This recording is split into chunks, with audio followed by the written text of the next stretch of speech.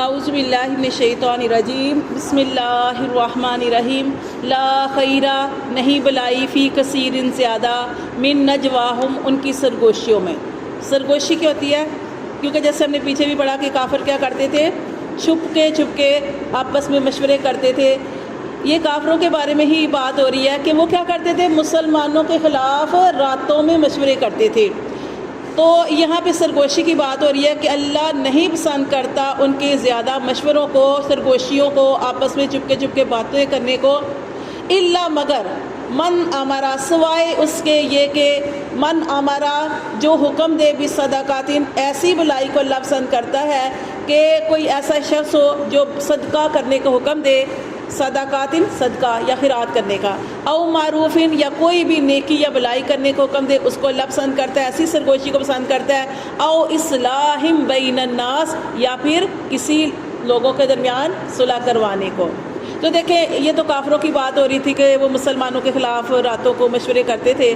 تو اس کو چھوڑ دے کر تو اپنے اوپر کریں کہ سرگوشی کرنا، یعنی محفل لگی ہوئی ہے، آپ آپس میں دو بندے باتیں کر رہے ہیں یا تین لوگ بیٹھے ہوئے ہیں تو دو آپس میں کانوں میں باتیں کر رہے ہیں، وہ جو تیسرا بندہ ہے وہ تو یہی سوچے گا میرے متعلق بات ہو رہی ہے۔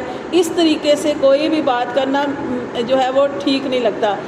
یہ کیونکہ یہ جو ہوتی ہے وہ کانوں میں کون سی باتیں ہوتی ہیں، یا تو پھر ایسی ہی باتیں ہوتی ہیں کسی کے خلاف کر رہے ہوتے ہیں یا کچھ۔ تو اس طرح کی سرگوشیاں کرنا اگر آپ نے کرنی ہے تو علیحدہ، اگر آپ کو ٹائم ملا ہے تو آپ علیحدہ بیٹھ جائیں، لیکن اس طریقے سے باتیں کرنا جو ہے وہ ٹھیک نہیں ہوتا۔ دیکھیں اللہ تعالیٰ فرماتے ہیں، ہاں اللہ تعالیٰ کو کیا پسند ہے کہ ایسی بات کرنا، ایسی چیز کا حکم دینا، صدقہ خیرات کرنے کا۔ کہ پریشانی کے حالات آئیں یا کوئی مشکل میں آتا آپ اس کو صدقہ کرو، کیونکہ صدقہ جو ہے حدیث میں کیا آتا ہے، 70 بلاؤں کو ٹالتا ہے اور اللہ کے غضب کو دور کرتا ہے۔ ٹھیک ہے، صدقے کا حکم کرنا۔ او معروف یا بلائی کے کاموں میں کتنی چیزیں آ جاتی ہیں، بلائی کا حکم دینا، نیکی کا حکم دینا۔ او اصلاح یا پھر صلح کروا دینا بین الناس لوگوں کے درمیان۔ اتنا بڑا عمل ہے۔ کیا ہوتا ہے کہ جب کسی کے اندر لڑائی جھگڑا ہوتا ہے تو اکثر فساد ڈالنے والے لوگ زیادہ ہوتے ہیں۔ اگر دو آدمیوں کے درمیان یا دو خاندانوں کے درمیان لڑائی ہو گئی ہے تو یقین کرے بہکانے والے، بھٹکانے والے اتنے زیادہ ہوتے ہیں کہ وہ جو صلح ہونے والی ہوتی ہے وہ ہو ہی نہیں سکتی، وہ اور زیادہ حالات خراب ہو جاتے ہیں۔ تو یہ اصلاح کروانی چاہیے، اگر کوئی روٹھا ہوا ہے تو اسے منانا چاہیے اور اصلاح کروانی چاہیے جتنا۔ اور یہاں تک حدیث میں یہاں تک آتا ہے کہ جس نے کسی کو صلح کرانے کے لیے، حدیث کا مفہوم بیان کر رہی ہوں کہ جس نے صلح کرانے کے لیے جھوٹ بولا اس نے جھوٹ ہی نہیں بولا۔ یعنی اگر کوئی ایسی لڑائی ہو گئی ہے کسی دو آدمیوں کے درمیان یا دو خاندانوں کے درمیان یا کسی کے درمیان، تو آپ اس وقت جھوٹ بھی بول سکتے نہیں۔ وہ تو جیسے کوئی کسی کا دل بہت زیادہ جو ہے وہ خراب ہو کسی کی طرف سے، جس کے ساتھ آپس میں لڑائی ہوئی ہے، تو آپ اسے کہہ سکتے ہیں کہ نہیں وہ تو تمہارے بارے میں ایسے کہتی ہے یا ایسے کہتا ہے۔ یعنی اس طریقے سے آپ اس صورت میں جھوٹ بھی بول سکتے ہیں۔ اور یہ اتنا بڑا عمل ہے کہ ایک روایت میں آتا ہے کہ نفلی روزوں سے، نفلی صدقات سے یہ بڑا عمل ہے کیا، صلح کروا دینا، لوگوں کے درمیان صلح کروا دینا۔ اللہ فرماتے ہیں وَمَن يَفْعَلْ اور جو کرے ذَلِكَ ابْتِغَاءَ اللہ کی، ذَلِكَ ابْتِغَاء تلاش کرتے ہوئے مرضات اللہ، اللہ کی رضامندی، اور جو جس کا مقصد یہ سارے کام کرتے ہوئے اللہ کی رضامندی ہے، فَسَوْفَ نُؤْتِيهِ تو اللہ فرماتے ہیں ان قریب، یعنی جلد ہی ہم اس کو دیں گے، اجرًا عظیما اس سے بڑا ہی اجر۔ وَمَن يُشَاقِقِ الرَّسُولَ اور جس نے مخالفت کی رسول کی، من بعد اس کے ما تبینہ جبکہ واضح ہو گئی، لہ الہدیٰ اس کے لیے ہدایت واضح ہو گئی۔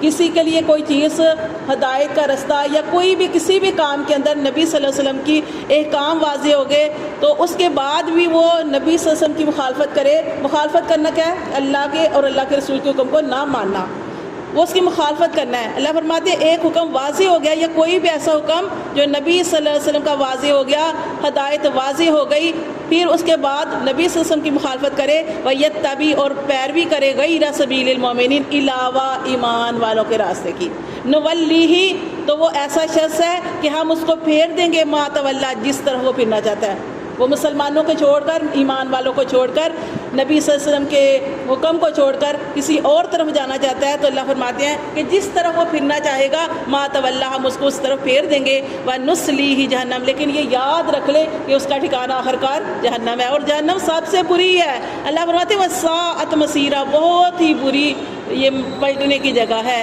ان اللہ بے شک اللہ لا یغفر اللہ نہیں بخشے گا ان یشرکا یہ کہ شریک ٹھہرایا جائے بھی اس اللہ کے ساتھ، و یغفر اور وہ بخش دے گا ما دون ذالک جو اس کے علاوہ ہوگا لمن یشاء جس کے لیے چاہے گا۔ اب یہ اللہ نے نہیں کہا کہ اللہ سارے گناہ بخش دے گا۔ دیکھیں اللہ تعالیٰ فرماتے ہیں کہ اللہ شرک کو معاف نہیں کرے گا۔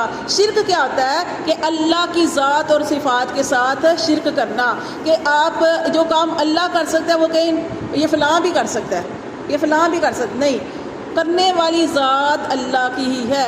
اللہ فرماتے ان الشرک لظلم عظیم شرک کرنا اللہ کے ساتھ بہت بڑا ظلم ہے۔ اللہ فرماتے ہیں اللہ ہر گناہ معاف کر دے گا لیکن اللہ شرک کو معاف نہیں کرے گا۔ وَيَغْفِرُ اور وہ بخش دے گا مَا دُونَ ذَلِكَ جو اس کے علاوہ ہوگا، یعنی اللہ نے کہا کہ وہ بخش دے گا۔ اللہ کہتے ہیں ذَلِكَ لِمَن یشاء جس کے لیے چاہے بخشے گا، اور یہ نہیں کہ ہر ایک لیے بخش دے گا۔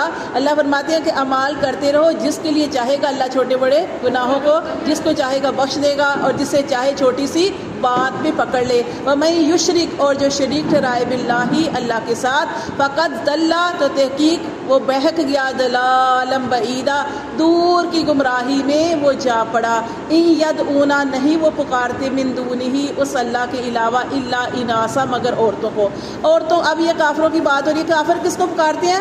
عورتوں کو۔ عورتیں کیا؟ مورتیاں، جیسے بت جو تھے ان کی مورتیاں بناتے تھے، ان کے نام رکھے ہوئے تھے لات، منات، عزا، نائلہ، یہ بتوں کے نام انہوں نے رکھے ہوئے تھے۔ تو یہ خوبصورت قسم کی مورتیاں بنا کر اور ان کو سجا کر زیور پہنا کر ان کو کپڑے پہنا کر یعنی اس طرح وہ سارا کچھ کر کے تو ان کی عبادت کرتے تھے۔ اللہ فرماتے ہیں ان یدعونا نہیں وہ پکارتے من دونہ اس کے علاوہ اللہ کے علاوہ الا اناسا مگر عورتوں کو پکارتے ہیں۔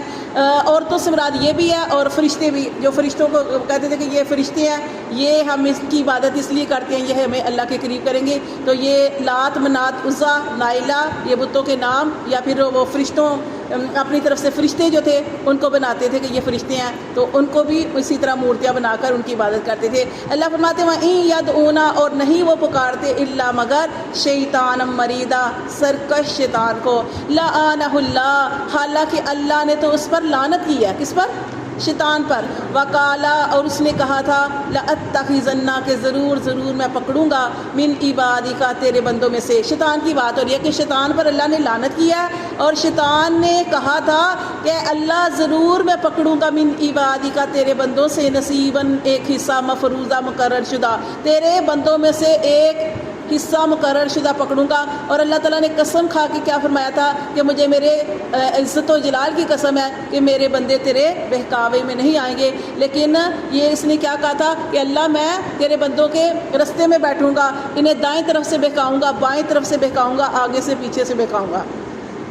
تو یہ اس نے کہا تھا کہ ضرور میں پکڑوں گا من عبادک نصیبا مفروضہ تیرے بندوں میں سے ایک حصہ مقرر شدہ، ولا ادلنہم اور ضرور ان کو بہکا دوں گا، ان کو سیدھے راستے سے بہکا دوں گا، ولا امنینہم اور ضرور ان کو آرزویں دلاؤں گا۔ آرزویں خواہشیں، یعنی انسان دیکھیں نا شکرا کب ہوتا ہے کہ جب اس کی ایک خواہش پوری ہو گئی پھر وہ دوسری خواہش کرتا ہے، تیسری خواہش کرتا ہے، تمنائیں کرتا ہے، پھر اس کی خواہشیں پوری ہوتی بھی جائیں تو اس کا پیٹ پھر بھی نہیں بھرتا، وہ پھر قرآن مجید کی صورت میں کیا آتا ہے، انسان کا پیٹ کب بھرتا ہے؟ جب وہ قبر تک جا پہنچتا ہے، جب وہ قبر تک پھر اس کا پھر تو کیا ہے کہ ختم ہی ہو گیا نا سر۔ اللہ فرماتے ولا امنینہم اور اس کو وہ شیطان نے قسمیں کھا کے کہا تھا کہ میں انہیں لوگوں کو آرزویں دلاؤں گا، خواہشیں دلاؤں گا، ولا آمرنہم اور ضرور حکم دوں گا، فلا یبتکن کہ وہ ضرور کاٹیں اذان الانعام مویشیوں کے کان۔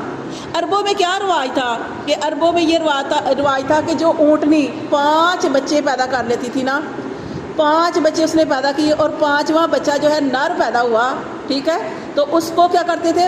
اپنے بت کے نام پہ چھوڑ دیتے تھے، ہم نے اپنے اس بت کے نام پر اس کو آزاد کر دیا، ٹھیک ہے، اس کو فائدہ نہیں اٹھاتے تھے، بت کے نام پہ کھلا چھوڑ دیتے تھے۔ تو یہ اور اس کی نشانی کسی کو کیسے پتہ چلے گا کہ یہ بت کے نام پہ چھوڑا ہوا ہے؟ اس کا کان چیر دیتے تھے، یہاں پہ یہ آیا ہے۔ کہ اللہ فرماتے ہیں وَلَا يُبَتِّكُنَّ، اس نے کہا تھا کہ ضرور میں کاٹوں کہ اذان الانعامی، وہ کیا کریں گے؟ مویشیوں کے کان کاٹیں گے. وَلَا آمُرَنَّهُمْ، اور ضرور میں انہیں حکم دوں گا. فَلَا يُغَيِّرُنَّ، کہ وہ بدل دے خلق اللہ کی تخلیق کو. اللہ کی تخلیق جیسے اللہ نے چاند بنایا، سورج بنائے، آگ، یہ ساری چیزیں اللہ تعالیٰ نے پیدا کی ہیں نا، پتھر، ان کے اللہ تعالیٰ نے چاند کو بھی کام پہ لگایا، سورج کو کام پہ لگایا، آگ کو اللہ نے کسی مقصد کے لیے پیدا کیا، ہم کھانا پکاتے ہیں جو بھی ہے اس کا، یہ ساری چیزوں کو انہوں نے بدل کے کیا کیا؟ ان کو خدا بنا لیا.